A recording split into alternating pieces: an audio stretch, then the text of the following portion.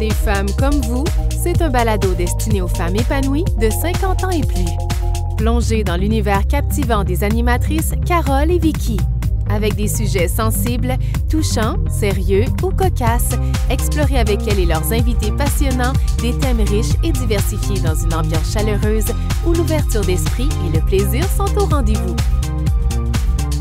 Des femmes comme vous, un balado propulsé par les Radieuses Magazines.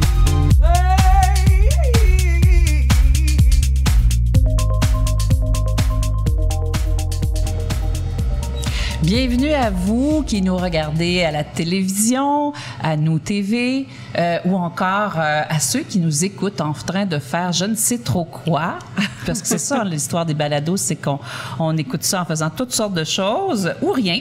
Alors, on vous invite à écouter les femmes comme vous. Donc, bienvenue à ce balado. Bonjour, Carole. Bonjour, Vicky. Vicky, elle se lâche plus aujourd'hui. Oui, c'est ça. Bonjour. Et alors, aujourd'hui, on parle... je dis bonjour à Vicky P. Buteau, que vous avez entendu dans nos deux autres balados sur la ménopause. Elle est encore avec nous, mais pour parler d'un sujet dont on ne parle pas. Ouais. Un sujet... tabou. La ménopause, on sait que c'est tabou, là, mais je pense qu'on vient de toucher avec ce sujet-là. On va toucher un sujet qu'on en parle encore moins. On a vu... Avec notre balado, Carole, tu te souviens, notre balado sur le célibat chez les hommes? Oui. Comment ça a été difficile de trouver des hommes qui voulaient venir parler à notre balado? Ça a été très, très, très difficile. Ça a pris des semaines, sinon des mois. Oui. Et là, aujourd'hui, on va parler d'andropause.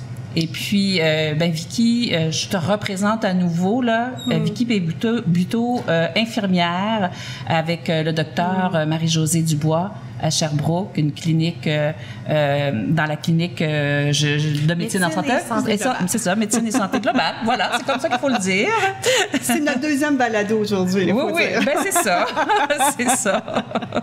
Alors, quel beau sujet. Et puis, on s'est rendu compte, parce qu'on s'est intéressé à ce sujet-là, moi et Carole, parce que de nature, évidemment, ça ne nous concernait pas directement. On a été approchés par des hommes qui nous ont dit « vous parlez de ménopause, mais pourquoi vous ne parlez pas d'andropause? » Ça se vit. Moi, je l'ai vécu. Pas moi, mais les hommes qui nous ont approchés. J'ai des amis qui l'ont vécu, mais on en parle peu. C'est gênant. C'est pas un sujet qu'on veut parler. Puis on aurait aimé qu'ils viennent effectivement avec nous parler aujourd'hui. Mais c'était trop difficile. Fait qu'on va être leur porte-parole. Oui, on va être un peu leur porte-parole. Donc, on a récolté, en fait, moi et Carole, surtout Carole, des témoignages de comment ça se vit, comment ça c'est démystifier un peu tout ça. Puis toi, Vicky, t'as fait de la recherche également. Effectivement, c'est ça. Je suis là pour ça. Merci de m'avoir réinvité aujourd'hui. Puis c'est ça, je suis là pour essayer d'apporter le côté scientifique un petit peu de ça. Mais en fait, c'est ça, c'est que des hommes nous ont approchés, nous en ont parlé parce que, comme je l'ai dit dans le dernier balado, c'est que quand ils ont entendu parler de ménopause, puis qu'on parlait des symptômes, ils disaient « Mon Dieu, ça ressemble à ce que je vis ou ce que mon ami vit. » Alors, ce serait le fun que vous en parliez. Alors, c'est pourquoi qu'on est ici aujourd'hui. Alors, c'est ça. Moi, j'ai eu un entretien avec deux hommes. Dans le fond, les deux se sentaient très concernés par le sujet, trouvaient ça intéressant, puis ils ont besoin d'informations. Puis ils me disaient, mon Dieu, que c'est important que vous fassiez ça parce qu'on n'en parle presque pas. C'est un sujet, là, très tabou. C'est ça, très, très, très tabou. Et en fait, c'est qu'ils ont même peur d'en parler. Puis il y en a les deux hommes avec qui j'ai eu un entretien, ils m'ont dit qu'ils en ont parlé à leurs proches. Puis ils ont eu des commentaires désobligeants un petit peu du genre, puis vous me permettez l'expression, là, c'est pas mon vocabulaire habituel, mais tu bandes mou. Tu bandes plus. Autant d'hommes et de femmes. Oui, là, et de femmes. Comme ça, il y en a qui me disaient, des femmes, beaucoup, ça venait. Fait que, donc, c'est sûr que pour un homme, là, quand tu parles de ça, là, tu viens de... Il n'y a pas un homme qui veut... ça termine la discussion. Ça termine la discussion, puis ça ne donne pas envie d'en parler davantage. C'est triste c'est triste. Puis il y en a même un, je pense que Vicky a eu un entretien avec un homme que lui, il n'en avait pas parlé à son médecin. Alors donc, on part de très, très loin. On n'a pas la prétention de tout régler aujourd'hui avec notre balado. Ça va être un court balado, mais quand même, on voulait discuter du sujet, un peu démystifier. Puis que, dans le fond, de dire à ces hommes-là qu'ils sont pas tout seuls, alors là-dedans. Moi, dans le fond, ce qu'on m'a nommé, c'est les symptômes. C'est dans le fond, on m'a parlé, il y a beaucoup de fatigue, irritabilité, gain de poids, sensibilité, émotivité, là, tu sais, genre, j'écoute un film puis je me mets à pleurer, là, OK? Qui n'est pas si grave que ça, quand même. Ouais, non. C'est pas juste les femmes qui pleurent. Mais justement, qu'il ne faut pas le minimiser, parce que les hommes, ils sont pas pas habitués c'est ça. à ces émotions-là. Les bouffées de chaleur, il y en a un qui disait qu'il fait pas de sudation, mais les joues rouges. Peu de temps après, comme il me disait, j'ai frette. Alors là, c'était comme vraiment des écarts de température importants. On m'a parlé de perte de souplesse, de résistance, puis de diminution, évidemment, de la libido. Alors, encore là, comme on en a parlé avec la ménopause, il y a quand même beaucoup de symptômes. Puis moi, de mon regard non scientifique, parce que j'ai pas la formation, j'ai dit, mon Dieu, ça ressemble étrangement à la ménopause. C'est pour ça qu'au dernier balado, j'ai dit, coudonc, est-ce qu'on parle de la ménopause des femmes, l'andropause? Puis tu me regardais avec des yeux, j'ai dit, oh non, c'est pas un mot à dire, mais en tout cas, il y a des similitudes. Et dans le fond, c'est ça. Est-ce qu'effectivement, c'est les mêmes symptômes? Puis est-ce que ça apparaît à peu près au même âge? Parce que les deux, moi, ils m'ont dit que c'est apparu vers 49-50 ans, dans les deux cas. Ça arrive.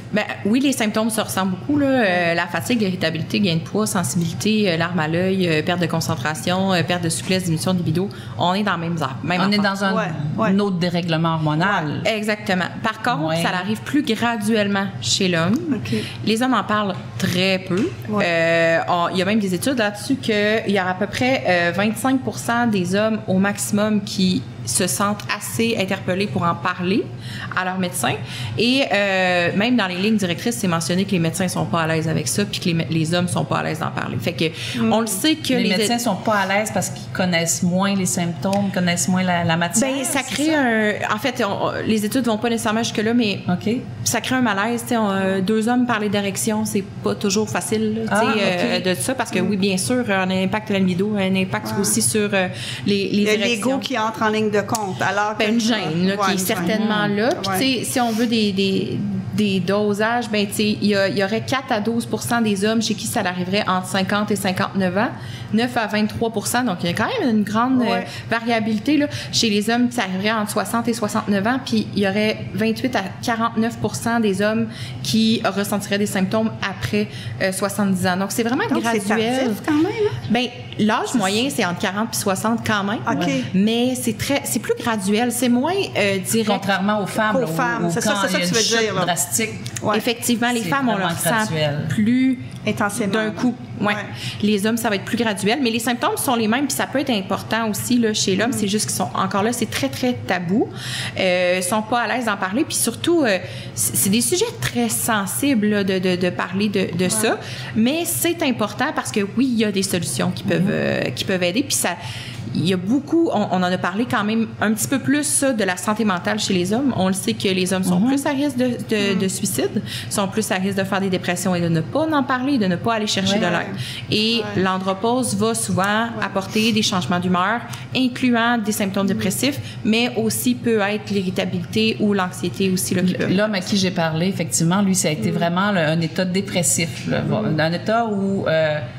même si c'était c'était un enseignant, on lui disait que c'était le meilleur enseignant, il se reposait des questions en disant je suis pas bon, je suis pas à bonne place, et puis c'est un collègue qui a dit hey, t'es en train de vivre quelque chose, puis il dit moi j'avais jamais entendu parler de ça. Il dit heureusement que j'ai eu mon ami qui m'a comme calmée, puis j'ai pris mon mal en patience, mais je n'ai pas parlé à mon médecin. Mais là, ça fait déjà plusieurs années dans son cas. Alors, c'est ça. Et on dirait qu'ils viennent pas jusqu'à en parler à leur médecin beaucoup, là, mais c'est important parce que ça fait partie de la qualité de vie. Le mot andropause, c'est encore peu utilisé.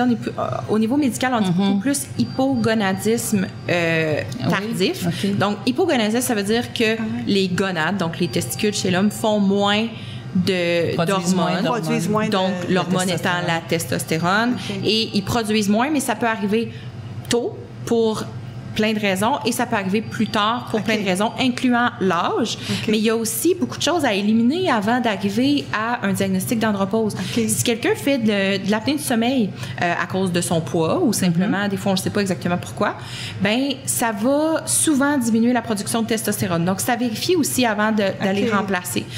Il y a plusieurs choses qui peuvent apporter ça aussi. Ben, l'obésité, il y a aussi les problèmes d'alcool, les problèmes de consommation de produits comme la prénisone, la chimiothérapie, les anticonvulsivants, mais ça, il faut en parler avec son médecin. On n'a pas beaucoup de pouvoir là-dessus sans en parler avec son médecin. C'est clair. Il y a aussi la consommation de marijuana, de cannabis, qui peut diminuer la production de testostérone.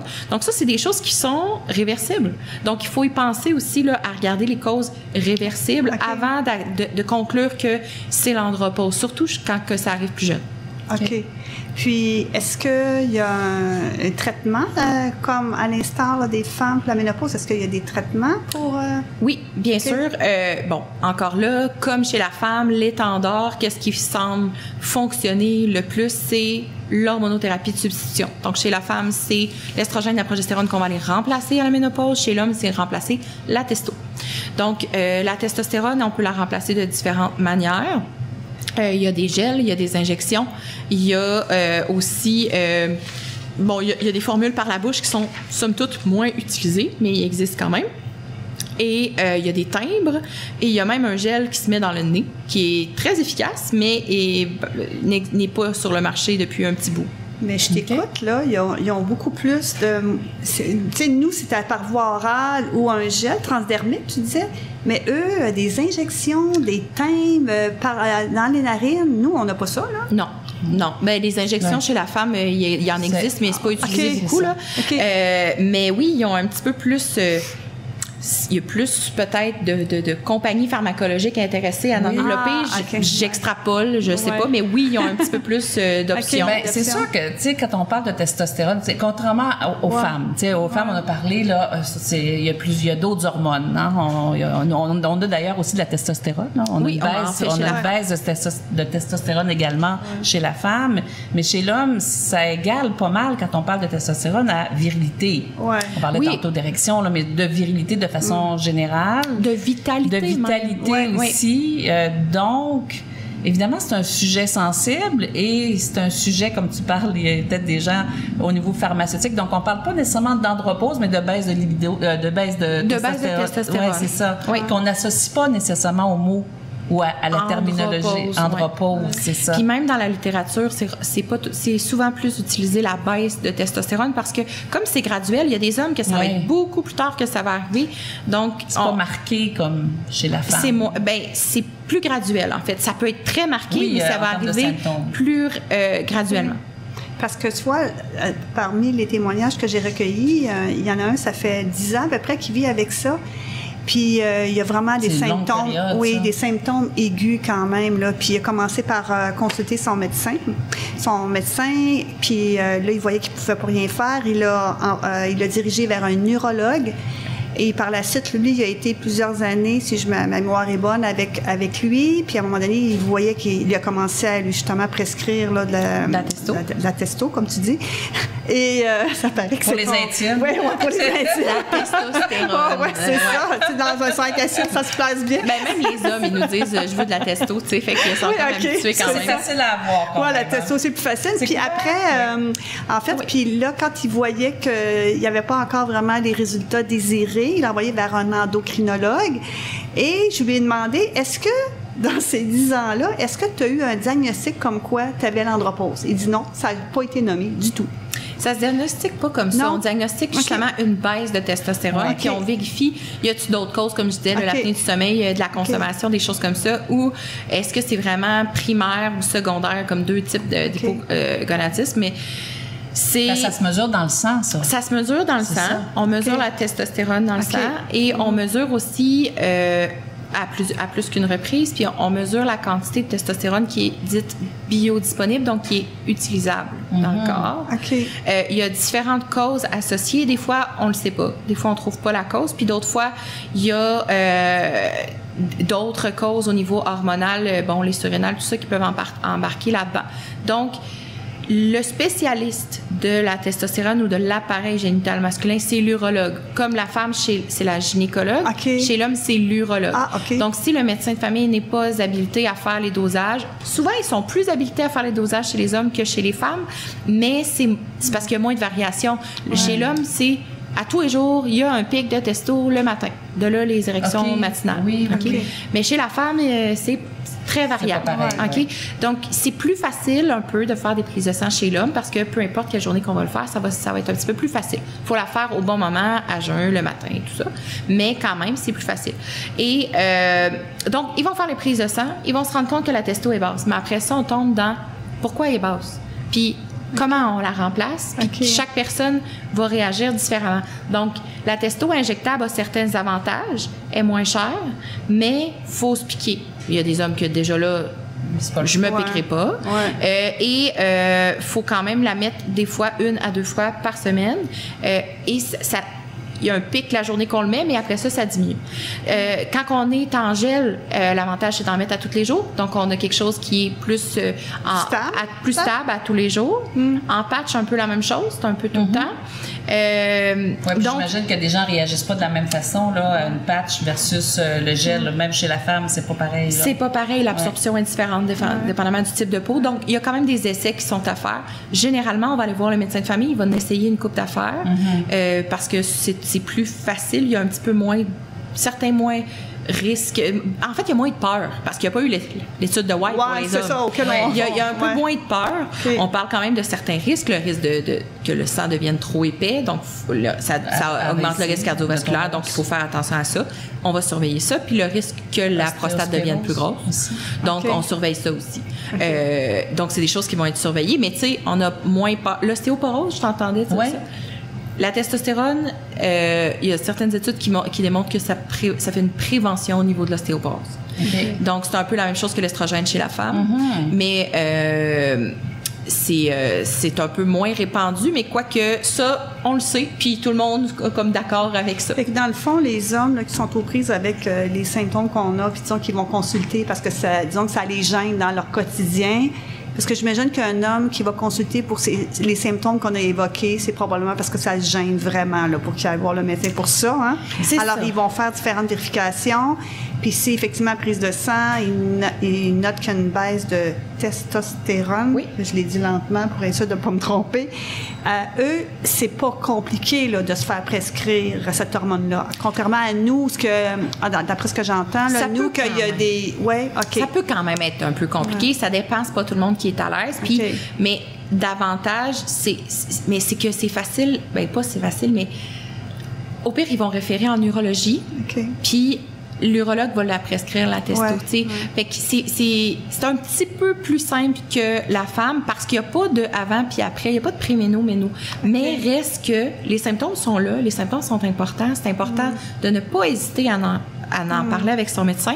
Surtout, je dirais, parce que le risque suicidaire est réel chez l'homme. On n'en parle souvent pas. On va pas la santé mentale, on va souvent pas aller vers là.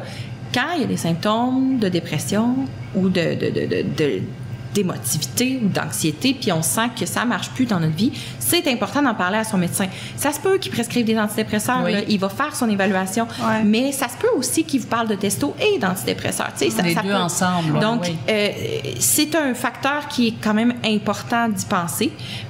Puis, je comprends là, que de parler vraiment au niveau sexuel, ça peut être la chose qui est plus gênant. Je ne suis pas un homme, mais je peux quand même y penser que ça doit être un peu difficile. Il y a plein d'autres symptômes qu'on peut nommer si on veut ne pas nommer ça.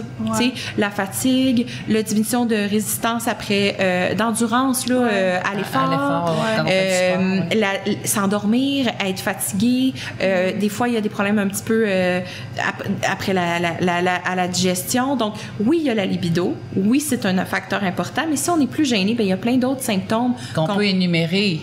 Ben, si on les a, évidemment, évidemment. là, je ne recommande pas de mentir à son médecin. Non, mais de regarder puis peut-être de focusser un petit peu plus. Je pense pas qu'elle insinuait ça. Elle est trop intègre pour ça. Trop intègre pour ça. Non, c'est ça. Jamais mentir à son médecin, voyons. Mais c'est ça, c'est sûr que c'est gênant, mais c'est important. Puis ça fait partie du questionnaire. Après ça, ça se peut que le médecin pose la question, mais quand on pose une question comme médecin, vous pouvez répondre juste oui ou non, là, ça va être correct aussi. Tu sais, on est là pour ouvrir, ça fait partie de nous aussi, de notre rôle de mettre la personne à l'aise, mais on n'est pas obligé d'ouvrir la conversation en disant ça, puis d'arriver à dire moi je m'ennuie. C'est pas ça, on n'est pas là, on n'en est pas là. Non, j'imagine vous, on parle des gens autour, mais je fais une petite parenthèse, il faut que je le dise, Vicky, t'es vraiment bonne, parce que nous on rit, puis ça, puis toi tu gardes le focus, puis tu réponds, on voit la scientifique en toi, ce que nous ne sommes pas. Mais on se complète, hein? On se complète. C'est pour ça qu'elle est là. C'est ça. qu'elle est là. Je me posais une question. Est-ce que vous, à la clinique à laquelle tu travailles, là, est-ce que vous traitez les hommes aussi? Est-ce qu'il y a des hommes qui vont chez vous? Puis si oui, c'est quel pourcentage à peu près? Est-ce que je peux me permettre d'aller jusque-là? Bien, il y a des hommes qui consultent, oui. Est-ce qu'ils consultent en pensant à l'andropause? Pas souvent.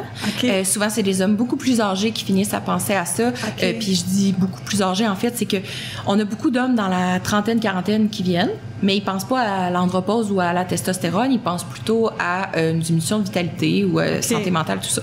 Donc, nous, on fait une évaluation complète, incluant une vision hormonale, mais on va regarder aussi au niveau nutritionnel. Hygiène de vie aussi. Hygiène de vie, exactement. Donc, oui, on a des hommes qui viennent nous consulter. Est-ce qu'ils pensent à l'andropause? Non, mais notre pourcentage d'hommes est minime, là, quand même. On a peut-être... j'ai pas regardé les vrais chiffres, là, mais on a peut-être 10% d'hommes à peu près qui viennent. Quand même. Mais surtout, c'est des athlètes qui viennent nous voir puis qui veulent optimiser leur santé. Puis là, eux autres, ils ont pensé à la testostérone, mais pas pour les bonnes raisons nécessairement. D'accord. Oui, donc là, ça va peut-être encourager des hommes qui nous écoutent. Si les athlètes vont vérifier ça. Ça peut être inspirant. Ça peut être inspirant. Oui. C'est ça. Fait que là, on regarde tout, par exemple. Tu sais, qu'on pense pas tout de suite à ça, mais une personne fonctionne avec des hormones toute sa vie. On devrait, puis ça c'est dit et répété dans toutes les formations aux États-Unis que j'ai faites, c'est important de considérer le côté hormonal de chaque personne à tout âge. Incluant les jeunes, les ados. Ça veut pas dire que ça va être la solution à tout, là, mais c'est de l'avoir en tête que ça fait partie de l'être humain. Oui, c'est ça. Ben, en fait, moi, excuse-moi. Ben, tu sais, le système hormonal, moi, je le découvre, là. Tu sais, je suis pas une scientifique, mais je lis beaucoup. Puis, je découvre à quel point on n'est pas informé et à quel point c'est si important dans notre équilibre de santé. Moi, ça me fascine. J'aime ça, m'informer sur la santé et tout ça, là. C'est un sujet que j'aime beaucoup.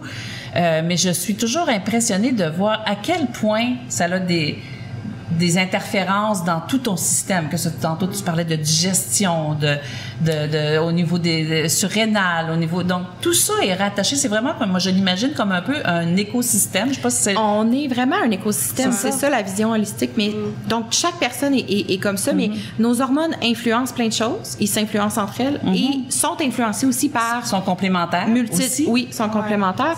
Ils sont influencés aussi par notre hygiène de vie, par beaucoup de choses. Ça va dans les deux sens. Fait que c'est ça, faut le voir aussi dans les deux sens. Faut pas tout mettre sur les hormones, mais faut le voir aussi. Faut en tenir compte, du moins. Parce que c'est ça, on nous parle surtout de nos organes, notre sang, nos organes, tout ça, mais pas des hormones. Parce que moi aussi, c'est depuis que... Ben, c'est ça. Oui, depuis qu'on se parle. Hein? Depuis qu'on se parle. Depuis qu'on se parle davantage, on se parle depuis un bon bout de temps, mais surtout depuis qu'on prépare, là, puis qu'effectivement, on est concerné par la ménopause, que là, on est à l'écoute de ça, puis on découvre ce monde-là, puis en même temps, c'est fascinant, puis je peux comprendre que toi, tu disais que depuis 3 ans, tu es beaucoup là-dedans, là, mais c'est un monde fascinant, hein, le monde de... Il y a toujours plus et plus à apprendre, parce que il y a plusieurs glandes, chaque glande fait son rôle, puis on les voit séparément, puis après ça, on fait « Ah, mais non, ça a un lien avec une autre glande, puis ça a un lien avec une autre glande, puis ça a un lien avec une autre affaire. » Fait que c'est interminable ce qu'on peut apprendre là-dessus, mais c'est peu enseigné encore au Québec dans les universités parce que on a une vision qu'on dit allopathique, donc une vision de on veut s'assurer que les gens qui ont une maladie ne meurent pas de cette maladie-là. Un symptôme, une solution, et c'est correct. Mais quand on veut aller dans la prévention, ben là, il faut aller plus loin. Il faut aller comprendre comment le corps fonctionne. Donc, on fait des chemins vers là, mais il y a du chemin à faire encore. Ah oui, puis c'est fascinant, effectivement. Puis pour venir à nos hommes qui sont aux prises avec ces problèmes-là, donc, dans le fond, eux, en tout cas, ma compréhension, c'est quand même relativement simple. Il y a un type de traitement, il peut y avoir des variabilités au niveau de la dose, mais on sait que tu as une hormone en cause. C'est la principale. Il y a d'autres hormones. Là, ça peut être la thyroïde quand on est fatigué. Ça peut être... bon, il y a plein de choses, là, mais... comme les hommes, c'est un peu les mêmes solutions que chez les femmes. Si vous avez des bouffées de chaleur, de diminuer le café, c'est la même chose. De s'assurer, de marcher, de faire de l'exercice physique, ça va protéger contre la prise de poids qui peut venir avec l'andropause. Le fait de faire de l'exercice, souvent, ça va stimuler la production de testostérone, surtout chez les hommes un petit peu plus jeunes, mais ça peut arriver aussi. Donc, les habitudes de vie sont importantes, mais au lieu d'avoir 2 hormones puis beaucoup de variations comme chez la femme, chez l'homme, c'est compliqué. Il y en a une à gérer seulement. Il y en a une principale. Les hommes ont aussi de l'estrogène, puis les hommes ont aussi de la progestérone, mais c'est beaucoup plus rare. Ça reste stable, ce que je comprends, dans leur corps. Plus stable, parce que c'est pulsatile à tous les jours. Okay. Mais on va moins souvent aussi aller complémenter ça. C'est beaucoup plus rare qu'on va aller rajouter de l'estrogène ou de la progestérone chez un homme. Là, ça pourrait arriver dans des cas très difficiles. Tu sais, tantôt, tu parlais de la personne qui avait 10 ans, ça fait 10 ans. Mais elle prend aussi du synthroïde là, pour sa glande thyroïde. Fait que c'est l'effet des deux. Puis moi, je me posais la question, est-ce que non, habituellement, la moyenne, là, parce que je comprends qu'il y a des variabilités là, importantes là, quand on parle d'hormones, mais la moyenne, la durée où ce que les hommes qui vivent de tels symptômes, est-ce que, tu sais, nous, là, tu nous as évoqué, les femmes, c'est de temps en temps, de tel âge à tel âge. Au niveau des hommes, est-ce que c'est une... Bien, premièrement, il faut peut-être dire que c'est une période, c'est temporaire, c'est pas à vie. Quand tu commences à voir, c'est temporaire. Très difficile à dire. Même pas, on peut pas... Okay. Parce qu'il y a tellement pas d'hommes qui consultent, puis il y a tellement pas tant... Même dans les lignes directrices, il mentionne qu'il y a à peu près 25% des hommes qui en parlent. On le sait pas pendant combien de temps. OK. Ben, c'est ça. Mais il y a des personnes qui en parlent, comment les médecins peuvent savoir que c'est un... C'est difficile d'établir des statistiques dans ce temps-là. J'essayais de trouver... encourager les hommes qui nous écoutent puis qui ont des symptômes, de dire est-ce que je prie pour toute ma vie avec ça ou c'est temporaire. Ben, j'imagine qu'à un moment donné, il y a un pic puis à un moment donné, ça diminue. Moi, je choisirais le temporaire. À un moment donné... Je vais lancer un message positif. À un moment donné, le corps s'adapte, le corps s'habitue.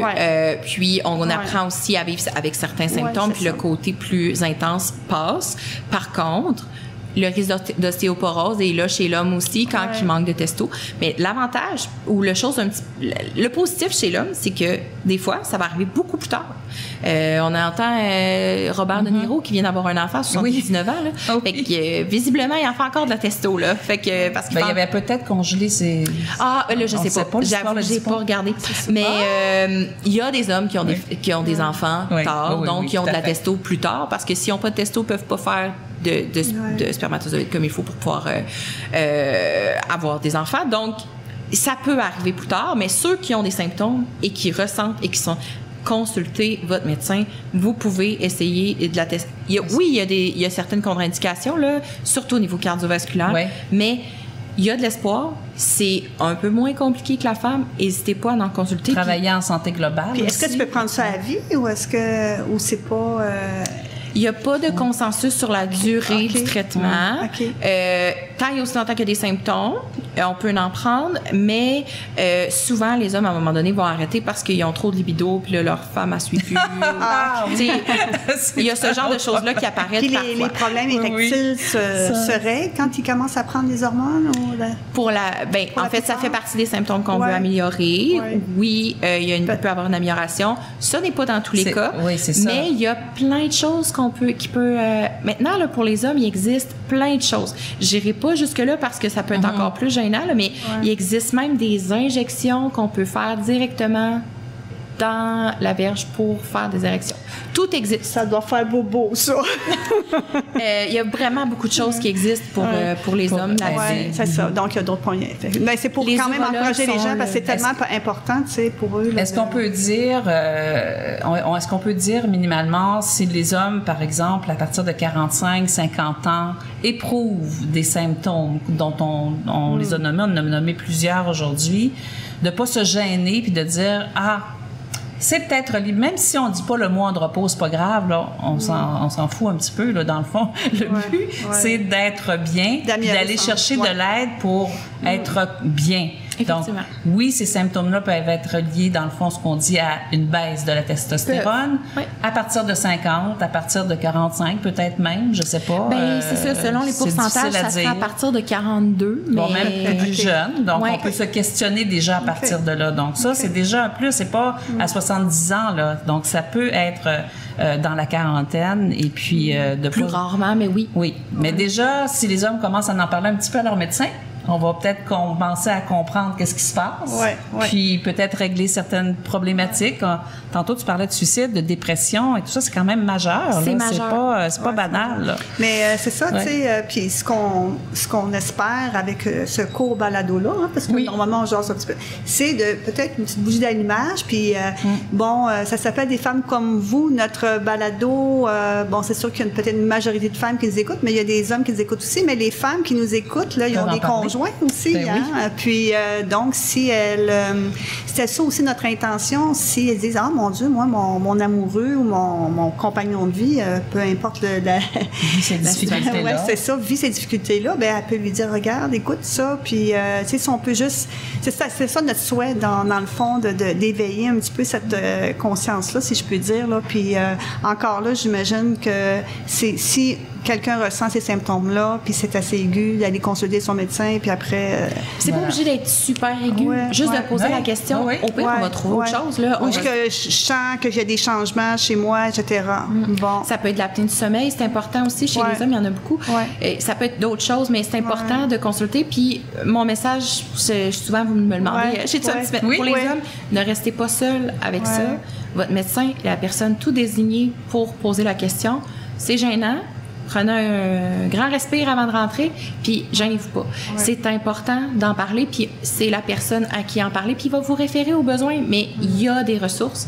Elles sont là, ne restez pas seul avec ça. Bon, ben écoute, tellement un beau belle message. Conclusion. Voilà. Exactement, on peut pas en dire plus. Alors, s'il y a des gens qui ont des commentaires, des suggestions, vous pouvez nous écrire à info@desfemmescomvous. Puis, merci, Vicky Pébuteau. Ça a été un plaisir encore une fois. Puis, c'est ça, on tient à remercier notre technicien, Martin Dubé. Il fait un petit babaille aujourd'hui. Les Radieuses Magazine, ainsi que l'équipe de Nous TV pour leur collaboration, pour la diffusion, pour la réalisation de ce balado. Puis, évidemment, merci à vous, les gens à la maison qui nous écoutez et les gens qui nous écoutent via les ondes sur différentes plateformes. Alors, on vous dit à la prochaine.